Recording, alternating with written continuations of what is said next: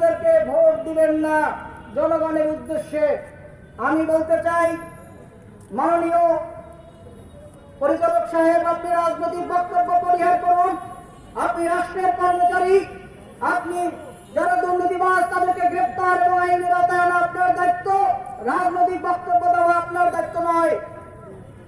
অনতিবিলম্বে আগামী ত্রয়োদশ জাতীয় সংসদ নির্বাচনে যারা এবং যে দলের প্রার্থী হবে তাদের দুর্নীতি অনুসন্ধান করে নির্বাচনের আগেই তাদেরকে আইনের আওতায় আনতে হবে। কোনোভাবে তারা যেন নির্বাচনে অংশগ্রহণ করতে না পারে তা নিশ্চিত করতে হবে দুর্নীতি দমন কমিশনকে।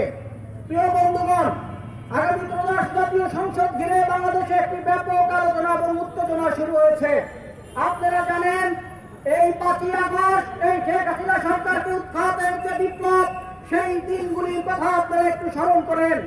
আজকে যারা বিদেশে ছিল, পলাতক ছিল, জেলে ছিল এবং তারা শত শত কোটি টাকা দুর্নীতি করছে আগের সরকারের আমলে এবং পরবর্তীতে তারা এখন এসে টাকা পয়সা আছে এই জন্য নির্বাচন করবেন।